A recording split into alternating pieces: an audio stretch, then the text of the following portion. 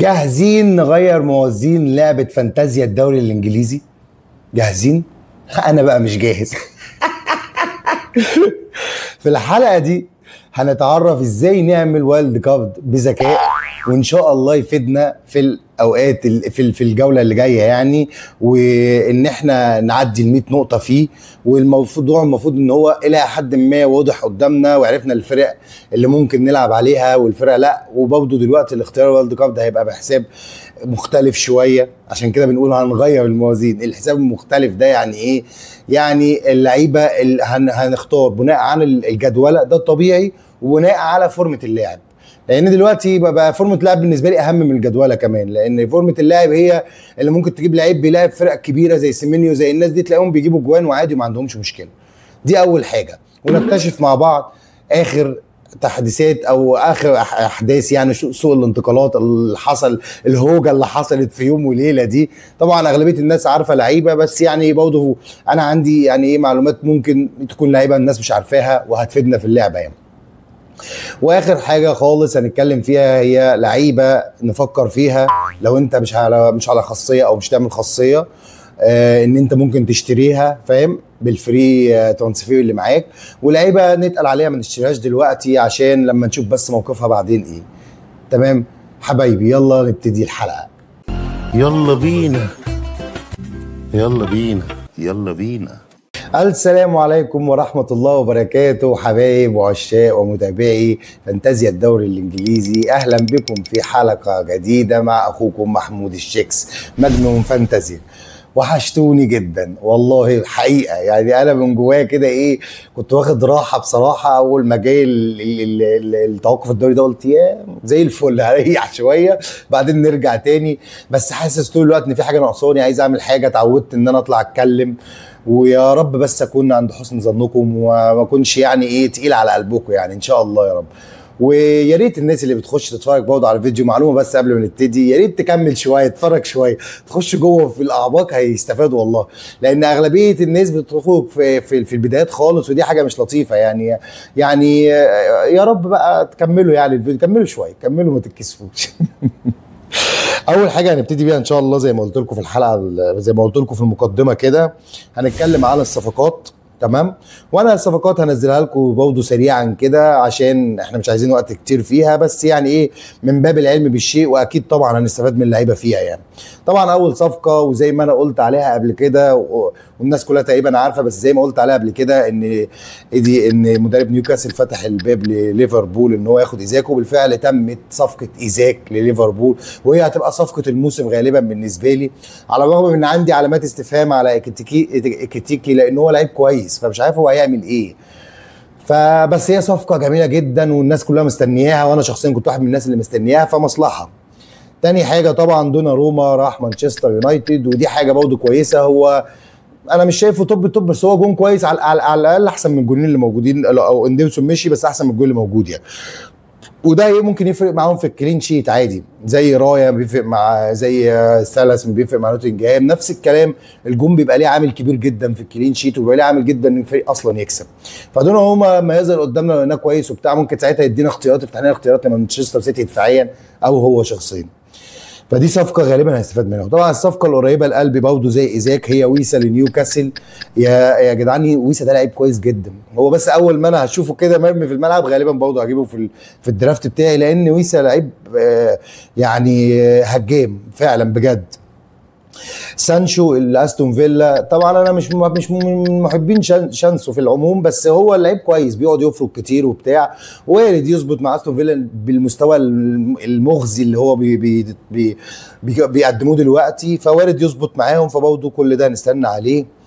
في حارس جديد جه للمان يونايتد اسمه سين لامينيس، مش عارف ايه موقفه. طبعا في صفقه جميله قوي نيلسون اللي هو تقريبا كان الفرود الثالث او الرابع في ارسنال، ده بقى راح برينتفورد، وعايز اقول لكم ان هو كويس جدا، لما حتى كان بينزل فتره البسيطه كان بيجيب جوان. فنيلسون ده سعره كويس، ولما ينزل ممكن احتمال الناس تروح تشتريه كتير يعني، تستفاد منه يعني. وكولو مواني لتوتنهام، ليندلوف راح استون فيلا، مع اني مش عارف هم رايحين يجيبوا واحد من فريق ميت دفاعيا اصلا، بس الله اعلم. بس هو ليندلوف كان تقريبا من احسن الناس اللي موجوده في الدفاع، هو مارتينيز بتاع المان يونايتد يعني. وطبعا اليوت هندرسون مع راح استون فيلا. انا شايف ان استون فيلا المفروض ان هي تظبط بعد التوقف الدولي ده جدا، ان هي عماله تجيب لعيبه وشايفها كويسه، واليوت ده لعيب كويس جدا، بس هو مشكلته في ليفربول ان كان بيلعب مكان المو، فمعلش مفيش حد هيقعد مع محمد صلاح يعني بالظبط. وفي لعيب انا كنت بقول عليه من الموسم اللي فات، بس طبعا مع نفسي ومع اصحابي قبل ما ابتدي اعمل المحتوى ده، لعيب اسمه بونانوتي اللي هو كان بيلعب في ليستر سيتي. الواد ده انا جبته جوله واحده بس كان حظي مش موفق، اتصاب، بس هو الواد ده خطير، كان مولع الدنيا في الموسم اللي فات يعني، على قد امكانيات ليستر سيتي هو كان خاربها. فحتى بعد ما جبته واتصاب ما ظبطش معايا، تاني ماتش على طول لما نزل من بعد الاصابه جاب جول. فكان في واحد صاحبي قال لي اللعيب اللي انت كنت جايبه، قلت له انا شايف ان هو كويس بس كان حظ وحش فيه، فخلي بالكم برضه مع اللعيب ده. تمام. في لعيب اسمه كيفن راح فولهام، انا مش عارفه الصراحه بس هنعرف بعد كده. وفي عندك مين تاني، بيرو هينيكابي راح ارسنال، برضه لسه ما اعرفش معلومات عنه بس هنعرف. وطبعا اداما تراوري راح ساندرلاند، وانا على فكره اداما تراوري يعني من الناس اللي هي بتجري يعني، انا مش عارف هو ده اداما تراوري ده ولا لا، بس لو هو كويس جدا ممكن يفرق مع ساندرلاند، ان هو فريق هجومي وهو سريع وكده. بس يعني دي اغلبيه الصفقات اللي انا كنت عايز اتكلم فيها في بدايه الحلقه، وحاجه كده على السريع ايه من غير ما يعني ما ناخد وقت كبير. نخش على تاني حاجه اللي هي لعيبه تفكر فيها ولعيبه تبعد عنها، يعني ما تشتريهاش في الوقت الحالي بس لغايه ما نشوف موقفها ايه. اللعيبه بالنسبه لي انا اللي اتفكر فيها، نبتدي من خط الدفاع. عندك خط الدفاع انا ممكن اروح لايه بقى، لسينسي فظيع، سينسي بتاع بورنموث. يا جدعان الراجل ده 3 ماتشات ب3 مساهمات دفاعيه، يعني كل ماتش كده كده بياخد البونص بتاع المساهمات الدفاعيه، فظيع. والفريق حلو دفاعيا، ما بيخشش فيه اهداف كتير الا بس ماتش ليفربول وده كان بدايه الدوري، بس بعد كده فريق كويس جدا والولد فظيع يعني. انا بنصح كل الناس تجيبه، انا عامه حاطه في الدرافتات معايا. طبعا مونيز بتاع كريستال بالاس، هو مونيز ده انت هتشتريه كمهاجم، انت مش هتشتريه كمدافع، لان هو فعلا حرفيا بيهاجم، هو طاير طول الوقت، فانت مش هتشتريه كمدافع. انت الكين واحد ما راحش، انت تحس ان هو هيجيب لك اسيست، ممكن يجيب لك جول. ده لعيبه برضه من اللعيبه اللي نفكر فيها، الناس اللي هي عايزه تعمل يعني ترانسفير، عايزه تغير لعيبه بس مش عايزه تستخدم اي خواص يعني. انا بديهم اقتراحات وهم براحتهم يعني. مونيز قلنا عليه. ايدرسون بتاع فولهام، راوند الماتشات بتاعهم جميل جدا، وايدرسون نفس الكلام برضه على مينيز وعلى الناس اللي هي بتاخد الديفنس، النقط بتاع الديفنس، فظيع برضه، تقريبا ماتشين من ال3 او 3 ماتشات خدهم. اللي هو طبعا دفاع برضه كريستال بالاس اللي هو لاكروا ده، اللي هو ده برضه شفاط البونص دي، شفاط حرفيا. وطبعا الجاحد تاركوفسكي اللي هو حرفيا ما فيش الثلاث ماتشات اللي لعبهم برضه بنفس الكلام الديفنس. دي لعيبه انا شايفه ان انت ممكن تفكر فيها في خط الدفاع. وفي خط النص طبعا عندنا لوكاس باكيتا، ماتشات راوند الماتشات بتاعته اللي جايه مش احسن حاجه بس مش وحشه، هو ماتش توتنهام بس اللي صعب. بعدين باكيتا فورمه غريبه جدا، ده انا بتكلم فيه، احنا بنتكلم عن فورمه، هو جميل جدا مع اللعيبه، حتى لما راح مع منتخب البرازيل جاب جون، اللعيب لا شكله في فورمته ماسك ضربات الجزاء وبتاع، لا نشتريه نشوف ايه موقفه. مع ان وست هام انا سيبك من الماتش بتاع نوتنجهام دي انا ما بتخدعش فيها، بس هو لوكاس باكيتا بالاخص كويس جدا الصراحه. طبعا اللي انا عمال اندب عليه من اول الموسم انزو بتاع تشيلسي، هو تقريبا اكتر لعيب نص ملعب جايب نقط في اللعبه لغايه دلوقتي، وده اللي انا قلت عليه، لان هو برضه شفاط نقط اللي هي الديفنس، غير ان هو بيجيب اسيستات وجوان، فجميل جدا يعني.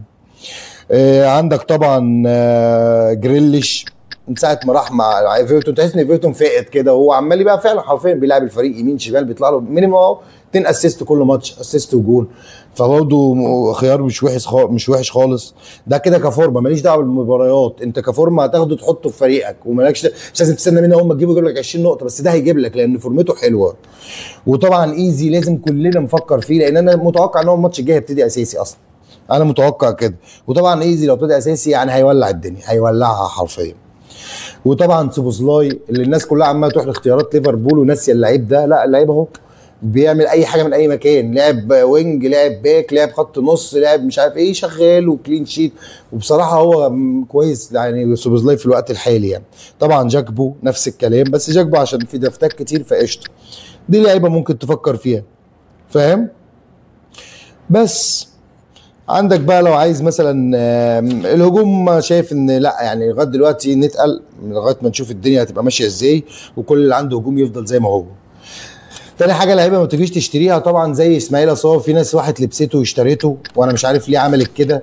وانا قلنا يا جماعه عمال انا يعني اناهد ما تعملوش اي ترانسفير الا قبل الجوله مثلا 24 ساعه، مع ان كتير بس قول قبل الجوله بيوم، عشان هو اللي بيحصل كده. الناس كلها اسماعيل صار معايا في تشكيلتي اصلا من اول الموسم، والماتش اللي فات جاب وانا كنت اصلا فري هيت فما كانتش معايا، فقلت مصلحه رجالي مش اشتريه.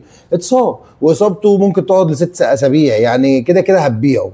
فانت الناس اللي اشتريته هارد راك، والناس اللي ما اشتريتوش ما تشتريهوش لغايه ما نشوف هو هيتصاب ولا مش اتصابش، نتقل عليه. ايزاك على الرغم من حبي الشديد ليه وعارف قيمته كلاعب، بس اولا هو اتيكيتي عامل نمره جامده قوي، فاعتقدش ان هو هيقعد اتيكيتي اول ما يجي ايزاك.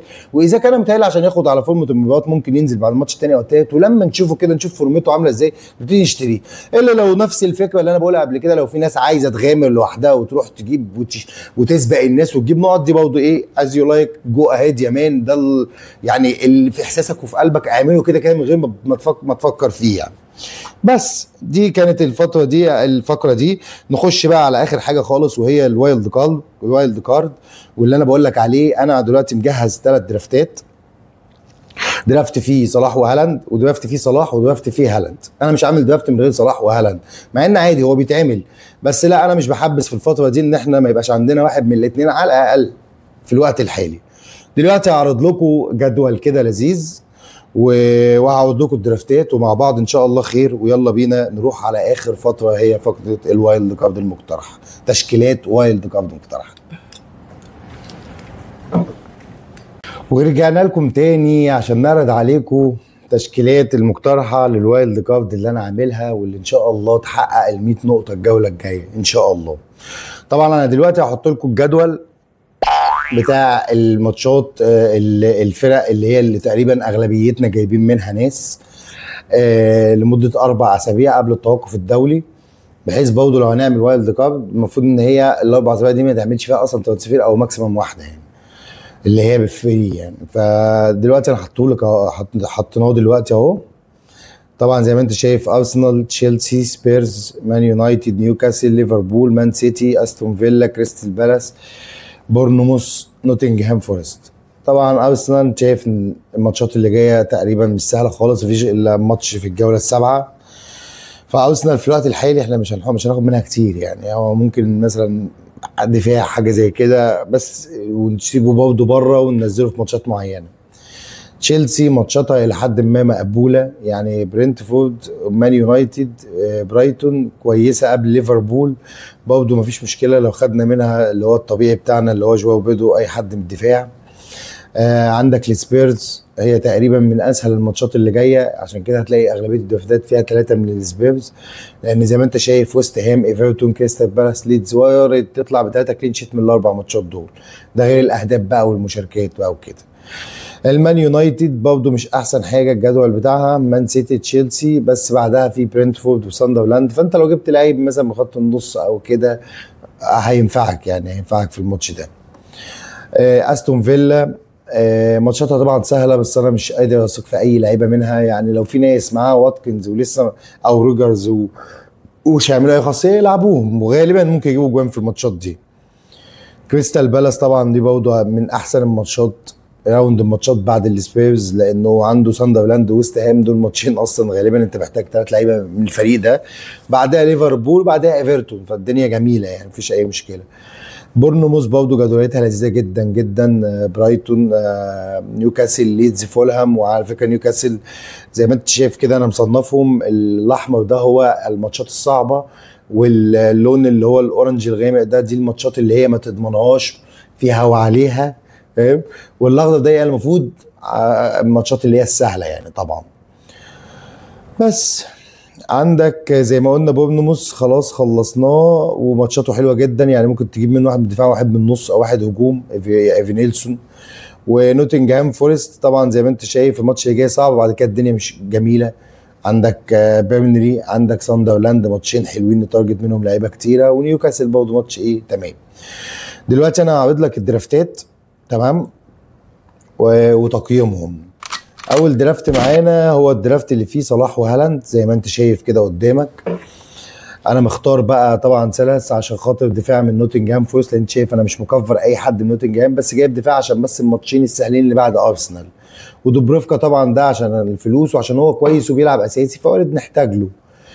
اللي هو لاكروا اللي انا بقول لك عليه ده، عشان انا بقى ما رحتش لمنيوز 5.5 اغلى في مليون، فده برضه بيجيب المساعدات الدفاعيه ولو اي كلين شغال فايه ليه لا. فان ديفين طبعا ما فيهوش كلام، نفس الفكره، فلوس قيمته قليله وبرضه بياخد الكلين شيت معاهم.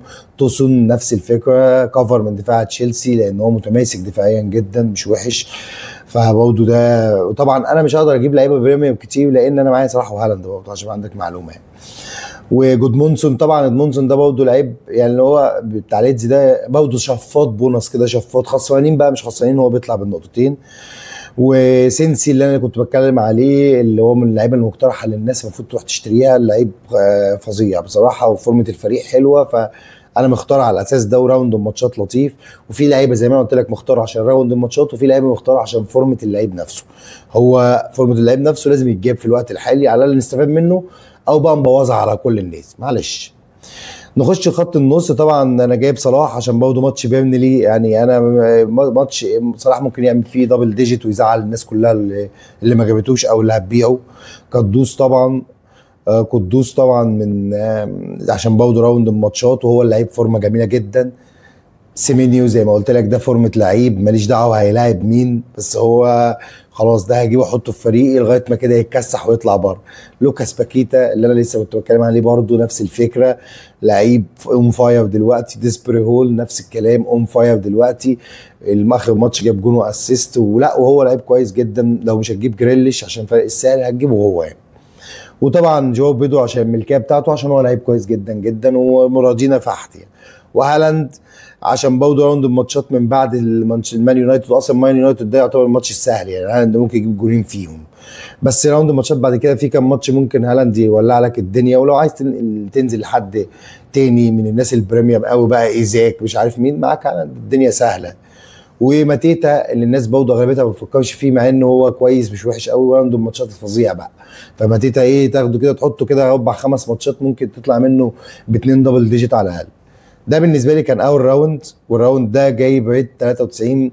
طبعا 93 في الريت بتاعه ده عشان في 2 بريميوم محمد صلاح وهالاند اعتقد يعني. بس نخش على التاني ده فيه هالاند بس. انا بقى خلاص في هالاند بس، فابتديت بقى اخد حريه شويه عشان معيش صلاح ان انا اصرف بقى. فبرضه جبت شانسيز كفر دفاع من تشيلسي تمام، وبعد كده وجبت طبعا كفر دفاع من نوتنجهام فورست ويليامز فان ديفين زي ما احنا متكلمين، وجبت جابرييل بقى من ارسنال بريميوم. وفي نفس الوقت هو يعني عادي دفاع الارسنال ممكن تلعب بيه قدام اي فرقه برضه يعني، هو دفاعه تقيل وحلو. جابرييل كويس ممكن يجيب لك جون كده ويطلع لك بدبل ديجيت. سينسي، وطبعا جبت مارك جويهي برضه عشان نفس فكره لاكروا سعره رخيص وهو برضه اون فاير الايام دي والدنيا جميله معاه تستفاد منه يعني. نص الملعب قدوس طبعا، سيمينيو، مبدل بقى صلاح بجاكبو، هو اصلا جاكبو جايب نقط اكتر من صلاح ال3 جولات، بس احنا مش قادرين نموف للحته دي صعبه شويه عشان ده صلاح برضه، بس هو في درافتات خلاص بقى عادي صلاح مش موجود فاهم. ومبيمو جايب طبعا هنا مبيمو معلي برضه في نص الملعب شويه، ومبيمو برضه حتى لو الماتشات صعبه بس لا برضه مان سيتي بيستقبل اهداف، لو الماتش الجاي ممكن يجيب لك جون او يعمل لك اسيستين ولا حاجه، والماتشات اللي بعدها حلوه ممكن تستفاد منه جدا. مبيمو هو فورمته كويسه في ظل غياب كونيا. وطبعا انزو اللي انا بتكلم عليه طبعا يعني انت لو عايز تنبسط بقى فاهم، فانزو بقى انزو العب بانزو بقى وشوف اللي هيجيبه لك. طبعا اتكلمت عليه كتير مش محتاج اتكلم تاني. وجو بيدو نفس الكلام، هالاند نفس الكلام. طبعا هنا جايب ريتشارلسون زي ما انت شايف كده برضه عشان فورمه الفريق وعشان هو اون فاير. سيبك من ان هو بلانك الماتش اللي فات يعني، بس هو لعيب اون فاير طبعا. والماتشات اللي جايه راوند ماتشات ممتاز جدا يعني، فممكن يعمل لك شويه نقط محترمين. تمام. التشكيله دي جايبه 79. تمام. التشكيله الاخيره خالص زي ما انت شايف كده، انا بقى عامل اختلافات كده شويه. جايب في الجون لينو، لان فولهام الثلاث ماتشات اللي جايين ماتشات حلوه قوي، وهم دفاعهم مش اسوأ حاجه يعني، هم بيستقبلوا بالعافيه اجوان وتحس انه متماسك وماتشات سهله، فوارد جدا يطلع لك باتنين كلين شيت من الثلاثه دول. وطبعا ويليام فان ديفين اللي هو الكفرات بتاع الدفاع من الفرق دي عشان ماتشاتهم. شالوبا طبعا انا رخصت شويه في دفاع تشيلسي، فجبت شالوبا هو اون فاير وتقريبا اكتر لعيب جايب نقط في الدفاع في الفريق. سينسي. وبرضه غليت هنا جبت مونيز عشان بقى ايه، مونيز يبقى ايه عندي جناح كده يعتبر انا معايا مهاجم ثالث يعني بقى رابع. وطبعا هي دي بقى النقطه اللي انا بتكلم فيها، هو ايزي اللي هو يا عزيزي يعني انا حاسس ان هو هيبتدي الماتش الجاي وهيولع الدنيا، وحاسس ان هو يعني ان شاء الله يبقى الضربه بتاع الجوله الجايه. وصلاح وطبعا سيمينيو عشان الفورمه، ومبيمو نفس الكلام، وقدوس وجاو بيدرو وماتيتا وريتشارلسون. طبعا انتوا فاهمين الكلام كله ماشي ازاي. و دي التشكيله دي جايبه 86 يعني، تمام من 100 بس. وهي دي كانت التشكيلات بتاعتي. وطبعا لو الناس هتعمل وايلد كارد مفيش مشكله حتى لو اشتريت لعيبه، لان انت معاك اللعيبه دي اتصابت ما اتصابتش، انت في اخر الجوله قبل ما تبتدي الجوله ممكن تغيرهم ببلاش يعني، مفيش مشكله في خاصيه الوايلد كارد. وده كان الحلقه، يا رب بس ما كنتش طولت عليكم، بس انا والله غصب عني لان انا بقالي في فتره ما بطلعش، وكان عندي كلام كتير عايز اقوله دسم كده يعني افيدكم بيه. وان شاء الله تكون الحلقه عجبتكم. السلام عليكم.